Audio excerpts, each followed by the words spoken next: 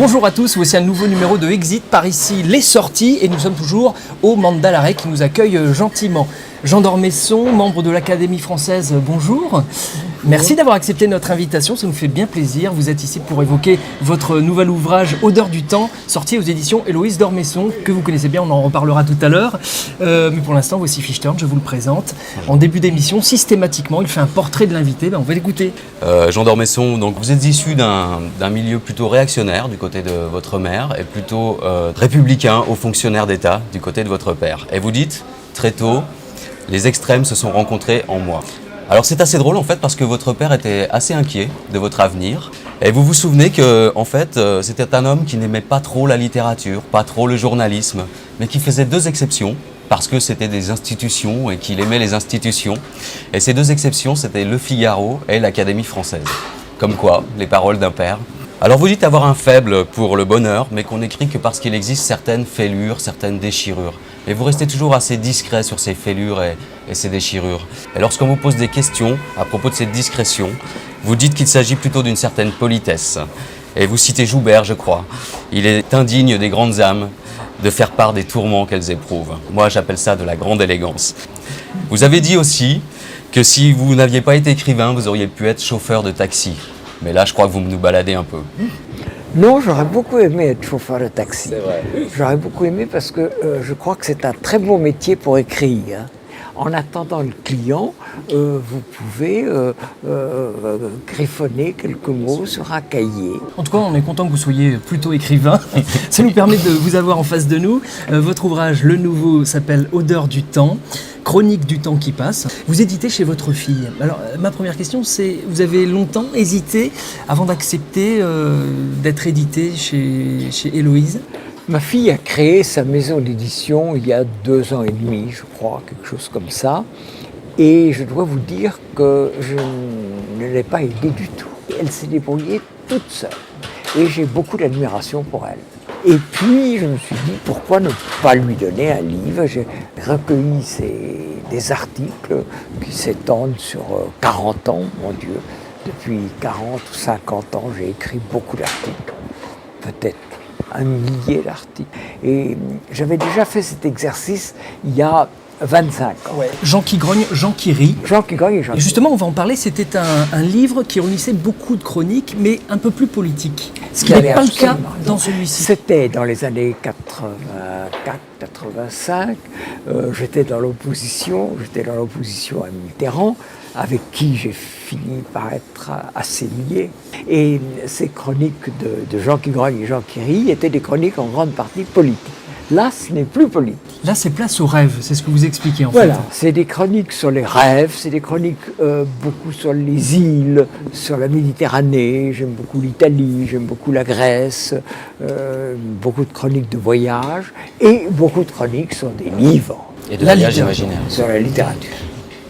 Et vos amis aussi. Et mes amis, qui sont quelquefois des écrivains. Quand Alexandre Vialat parle de l'Académie française, il dit « Nous n'avons besoin que de superflu ». Est-ce que c'est superflu d'être à l'Académie française ou l'Académie française en elle-même est-elle superflue ? Vous savez, on a besoin de superflu aussi.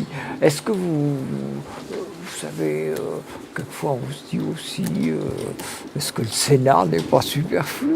Le superflu est quelquefois très important. Je voudrais revenir à ce que vous écriviez en 1984. Vous disiez que la littérature française avait déjà perdu le monopole de la culture littéraire mondiale. Qu'en est-il en 2007 ? Est-ce qu'il y a des gens parmi les nouveaux auteurs qui vous plaisent ? Bien sûr qu'il y a des gens qui me plaisent. Dire quels sont les grands auteurs actuels, c'est presque impossible. Il n'y en a pas ? Ça veut dire qu'il n'y en a pas ? Si, il y en a. D'abord, les derniers grands écrivains universels, je dirais que c'est Marguerite Yourcenar, Aragon, et je dirais un vivant encore, Julien Gracq. Alors, moi j'ai beaucoup d'admiration pour Le Clésio, pour Modiano, pour Nourricier, pour Déon. Mais ce sont des gens qui maintenant, disons déjà, ne sont pas les perdreaux de l'année. Et alors, chez les gens qui ont 30 ans ou 40 ans, ça c'est vraiment, vous savez, très, très, très difficile. Imaginez que nous soyons en 1920. 30. Et vous me dites qui sont les grands auteurs de théâtre. je vous répondrai sûrement Bernstein, Bataille, des gens qui sont complètement oubliés aujourd'hui. Et est-ce que j'aurais osé vous dire, en 1930, le seul nom du théâtre dont on se souviendra en l'an 2005, c'est Sacha Guitry. Mais on m'aurait ri au nez, on aurait dit Sacha Guitry, c'est un amuseur, il sera oublié. C'est le seul qui n'est pas oublié. Alors vous dire, parmi les gens qui ont 30 ans, 40 ans, 25 ans aujourd'hui, ceux qui ne seront pas oubliés en 2080, C'est difficile. Vous n'êtes pas prophète. je ne suis pas prophète. Est-ce que vous pensez qu'il y a un risque en fait qu'on perde un peu le mythe du grand écrivain à l'avenir, puisqu'il y a un déclin de la langue française? Il y a eu le mythe du grand écrivain, et le grand écrivain était français. Le grand écrivain, c'était Gide. Proust a été un grand écrivain. Et puis vous voyez que maintenant, je doute fort que le grand écrivain aujourd'hui soit français. Je pense qu'il peut être argentin, Borges. Je pense qu'il peut être japonais, Mishima. Je pense qu'il peut être turc. Yashar Kemal est un très grand écrivain. Je pense qu'il peut être américain, Styron. Mais vous voyez bien que le grand écrivain n'est plus français. Alors, Jean d'Ormesson, nous allons presque nous quitter, mais je vous demande de réfléchir à quelque chose. Vous êtes en train de lire un ouvrage en ce moment. Oui. Oui. Vous nous direz ce que vous lisez actuellement. Et si vous avez un conseil littéraire à nous donner, je vous le demanderai à la fin de l'émission. D'accord ? En attendant, on va présenter Fichtern et moi-même quelques nouveautés. Et si je dis une auteuse, vous montez au plafond ? Nina Bouraoui ? Je n'emploie ni le mot écrivaine, ni le mot... Donc, un écrivain alors. Je dis un écrivain. Je ne dis pas une mannequin, par exemple. Je dis un mannequin. Alors, pourquoi pas un écrivain? Donc c'est le 10e roman déjà de cet écrivain, Nina Très bon Bouraoui, écrivain, Avant les hommes. Elle a vraiment un style bien particulier. Là, elle se met dans la peau d'un homme, d'un jeune homme qui aime les autres jeunes hommes. Pour résumer, donc c'est un livre sur le désir. Voilà. Toi aussi, tu as un livre, Fichtern ? Oui, alors Belle Minute Zéro, c'est de Guy-Philippe Goldstein. Alors c'est un thriller politique qui met en scène une guerre diplomatique entre les États-Unis et la Chine. Alors ça parle beaucoup de géopolitique, mais c'est vraiment captivant. Voilà, c'est son premier roman, c'est chez De Noël. Nous allons passer maintenant au CD. Victor Laszlo, une comédienne et une chanteuse. Ça vous dit quelque chose, Jean d'Ormesson, au moins de nom? Tout de même. Quand même. Je connais Victor Laszlo. Elle revient avec un album beaucoup plus jazz qu'à l'accoutumée. Elle y interprète des reprises de Cole Porter, de Billie Holiday, ça devrait vous plaire, et Tom Waits aussi. Vous savez quoi? Je vous l'offre. Merci beaucoup. Voilà.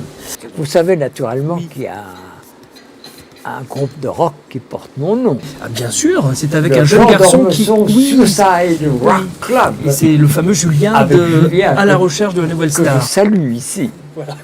Merci beaucoup à vous, Jean d'Ormesson, de l'Académie française. Odeur du temps, donc édité aux éditions Héloïse d'Ormesson. Voilà, c'est dit, merci et à la semaine prochaine.